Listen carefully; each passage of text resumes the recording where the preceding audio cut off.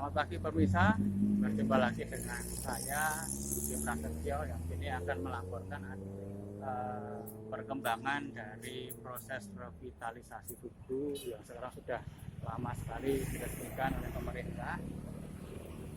Pagi-pagi ini saya ada di Jembatan Gondolayu, dimulai dari ujung sebelah timur. Yuk kita lihat. Sekarang saya menuju ke arah barat, pemirsa.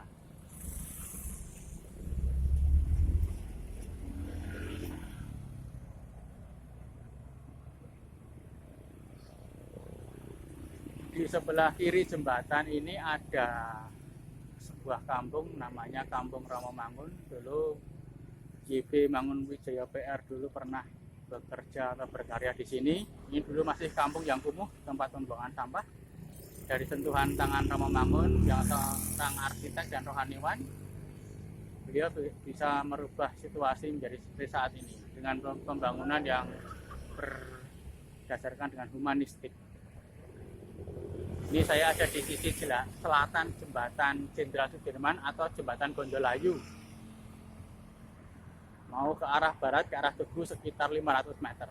Mari kita lihat perkembangan apa saja atau perubahan apa saja yang sudah dilakukan oleh pemerintah.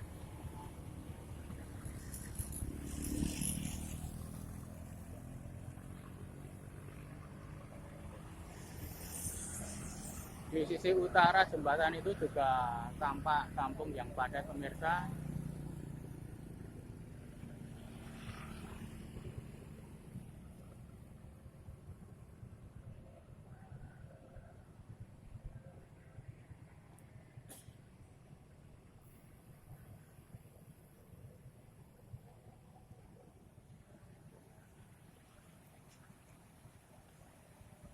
Sungai Code yang melintas di kota Yogyakarta ini sebagai salah satu objek wisata juga, sarana hiburan.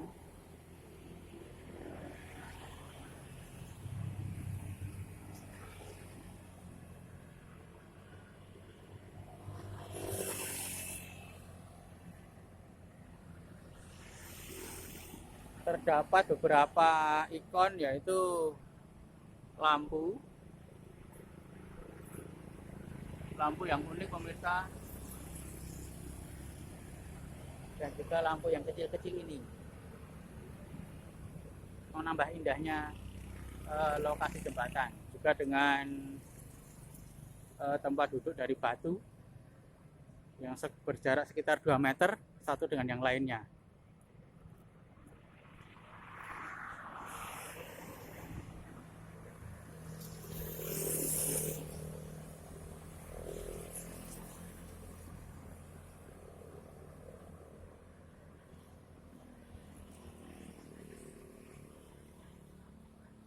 Ini lampu pembatas untuk pejalan kaki, jaraknya sekitar 1 meter. Dan ada yang namanya pemandu untuk disabilitas, namanya blocking guide.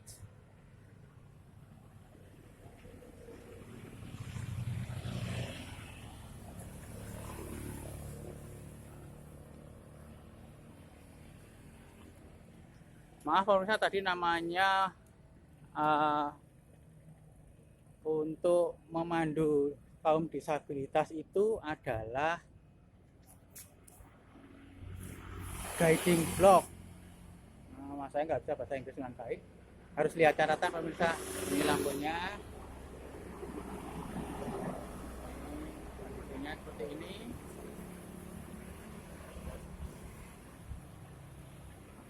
Ini tempat untuk menanam kabel, ada yang kabel optik dan kabel listrik PLN. Di setiap 50 meter ada tempat seperti ini.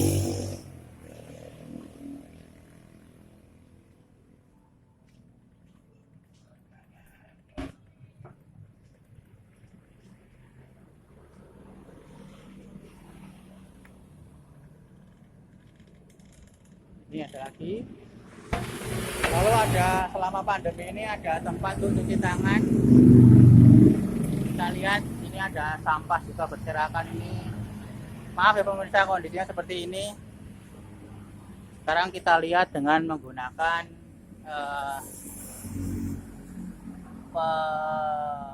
pegas dari per untuk mengalirkan air. Kita coba ya. Ternyata airnya mengalir lancar pemirsa. Tapi sayangnya ada botol ini bukan tempat sampah.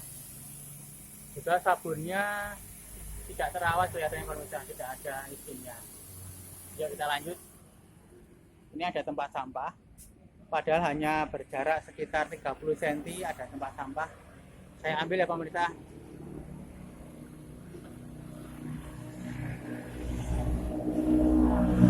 Saya tempatkan di tempat daur ulang. Kalau yang di sebelahnya ini tidak daur ulang. Ini masih kita melewati panduan untuk disabilitas.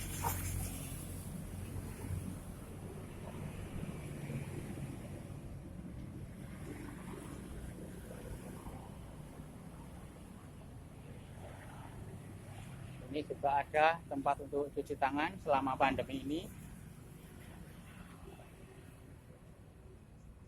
Taman-taman yang sangat indah dan dirawat oleh masyarakat dan juga pemerintah. Dan di sebelah sisi utara itu ada kantor pos dan hotel. Tapi selama pandemi ini pemirsa, hotel-hotel banyak yang merintih karena tidak boleh adanya kerumunan. Semoga pandemi segera berakhir pemirsa. Harusan lampu dimatikan. Ini tempat sampahnya.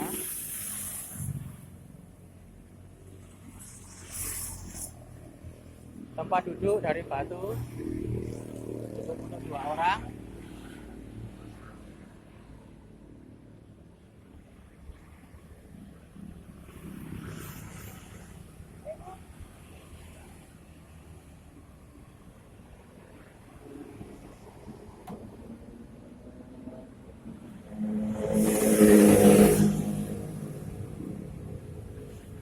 Di sini ada tempat duduk dari kayu pemirsa. Sangat bagus. Tempat untuk listrik. Di sini ada tempat untuk charger HP karena kita sudah memasuki era digital 4.0, jadi internet itu tanpa batas. Di sini ada seseorang yang sedang mengecas. Di sini juga ada peta Jalan Jenderal Sudirman. Disusun sedemikian rapi untuk mengetahui lokasi-lokasi yang akan dituju oleh wisatawan.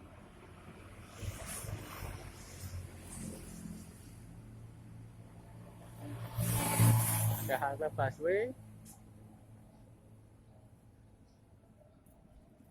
dan di atasnya itu ada solar cell pemirsa untuk membangkitkan listrik dengan tenaga surya. Biasanya digunakan untuk lampu-lampu yang kecil seperti lampu ini atau yang kecil-kecil.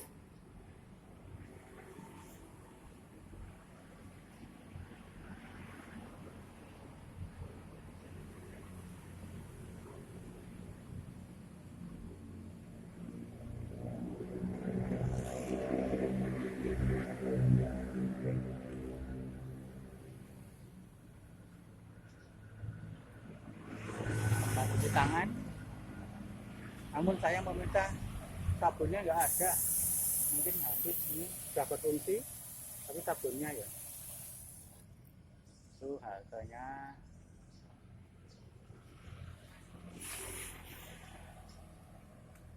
Ini tempat untuk menanam kabel optik dan kabel listrik PLN.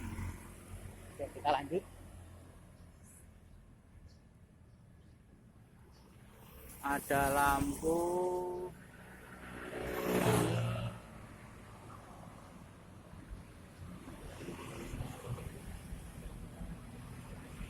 Nah, fungsi solar cell tadi pemirsa yang saya tunjukkan digunakan untuk menyalakan listrik ini.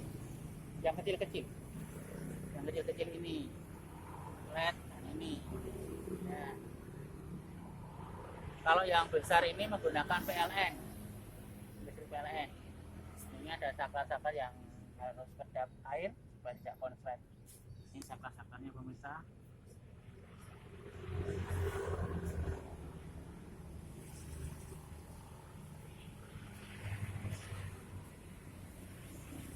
Ini pengumuman untuk event-event yang ada di sekitar lokasi Jenderal Sudirman.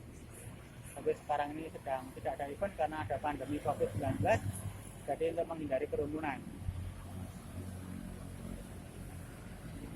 Yuk lanjut. Bangku dari batu.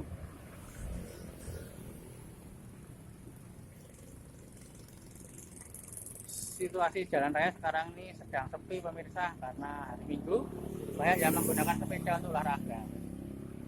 Yuk kita lanjut.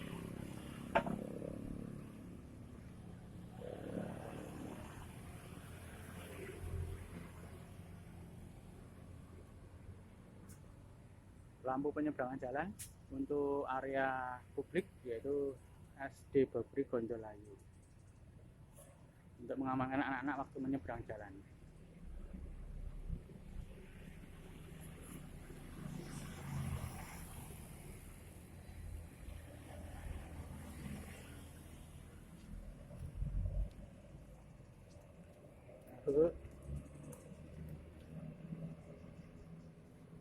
Di lokasi yang sebelah barat menuju Tugu ini sekitar 100 meter menuju Tugu, lampu-lampunya masih menyala.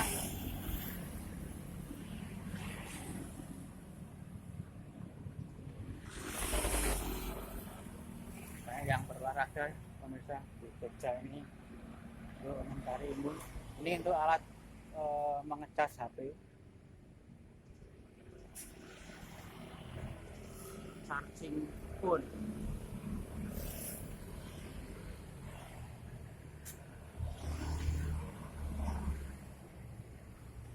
Lanjut.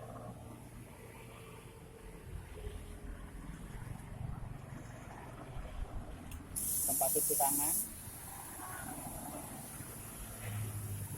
Kayaknya sabunnya nggak ada ya. Di sisi jalan ada busway juga, stasiun busway halte Jenderal Sudirman. Tapi masih sepi pemirsa sekarang. Kita lanjut. 50 meter menuju Tugu.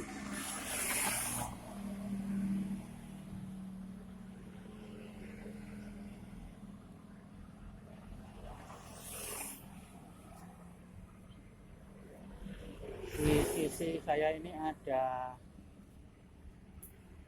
boarding untuk nama pohon asam Jawa. Kalau dalam masyarakat Jawa, pohon asam Jawa itu punya filosofi sengsem atau senang hatinya, kesengsem atau senang hatinya, atau bahasa Indonesianya itu terpesona pemirsa.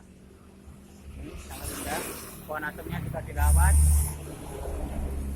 meskipun masih kecil.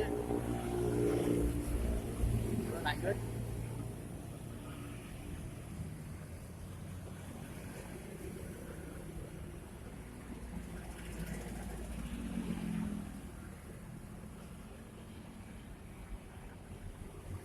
Meter tadi ada lagi boarding untuk pohon asam Jawa. Di seberang ada sebuah hotel yang masih sepi pemirsa. Terus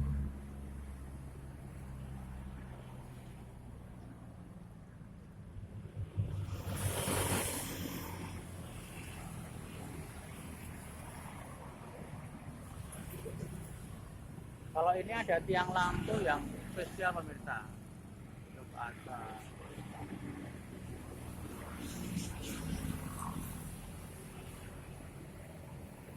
Warnanya hitam, agak tinggi dari yang lainnya.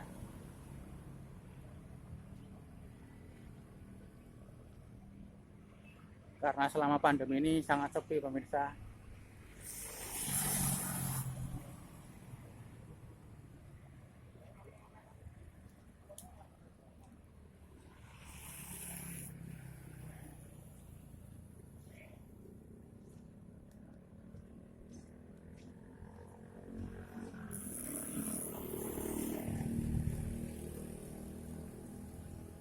kita selalu mengikuti guiding blog.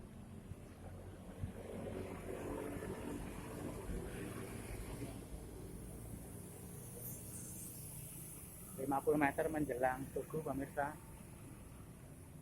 sudah kita lihat beberapa keramaian toko-toko.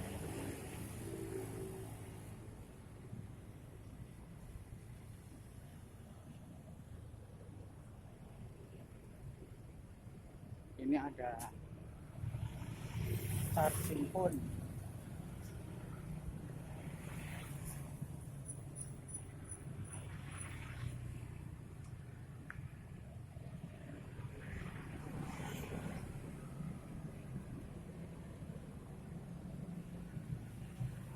Lampu-lampu taman masih berfungsi.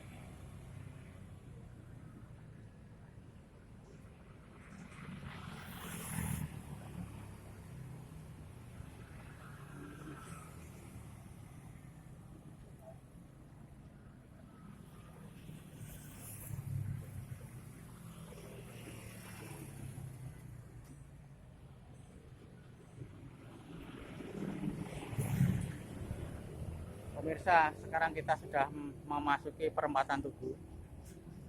Itu Tugunya. Tugu Palputih namanya, yang sering dijumpai. Namun kalau dari sejarah zaman dulu disebut Tugu Golong Giling. Golong dan giling.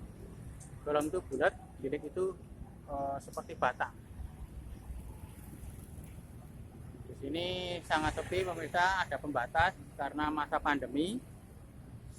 Selagi saya syuting ini sedang ada PSBB atau pembatasan sosial berskala besar, dan ada masa darurat COVID sampai tanggal 31 Maret. Kita dukung upaya pemerintah pemirsa supaya pandemi ini segera berakhir.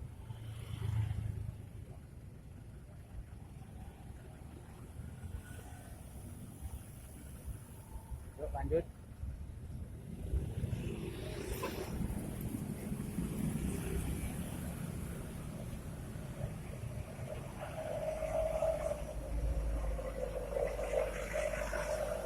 Itu monumennya Tugu Golong Giling.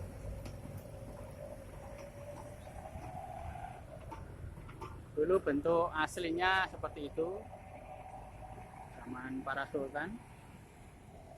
Karena gempa bumi, akhirnya Tugu Golong Giling itu runtuh dan diganti dengan Tugu Palputih. Tampak di belakang saya, coba saya lihat besar, itu Tugu Palputih. Ini banyak pesepeda.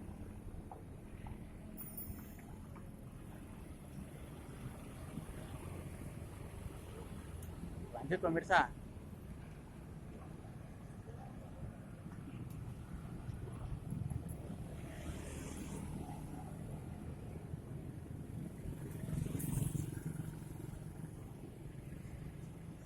Depan banyak pengunjung yang untuk selfie.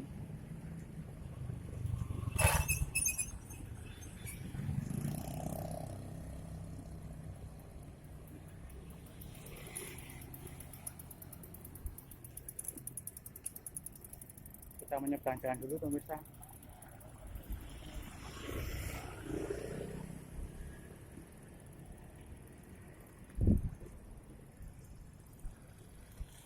Nah, sekarang saya ada di sisi Jalan Margo Utomo, atau kalau dulu itu namanya Jalan Pangeran Mangkubumi pemirsa. Sekarang berganti menjadi Jalan Margo Utomo.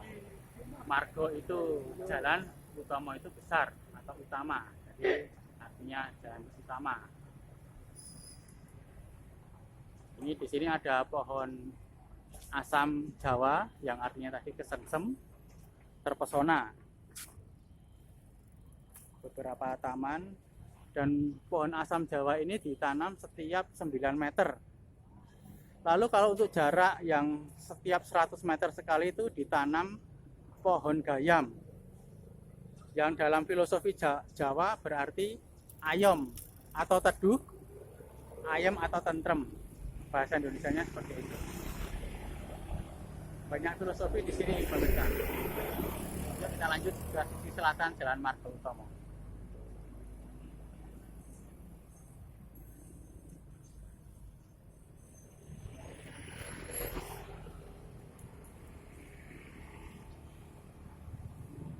Di setiap 9 meter ada pohon asam Jawa.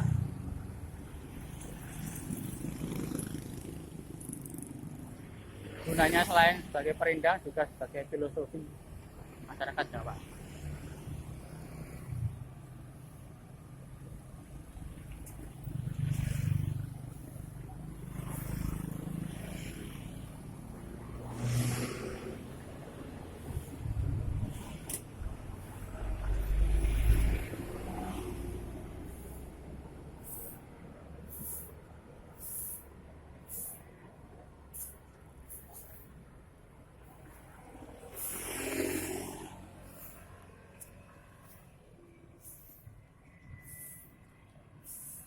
Ada jalur khusus untuk sepeda. Biasanya setiap hari Minggu ini ramai pemirsa, mereka cycling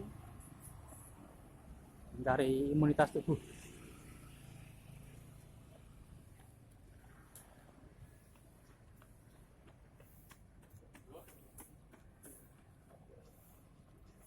Sekitar 1 kilometer dari Jalan Margo Utomo ini pemirsa memasuki Jalan Malioboro.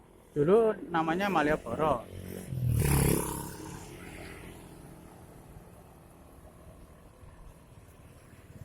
Dari sini kita lihat coba balik ke atas, ke utara. Suasana Tugu pemirsa.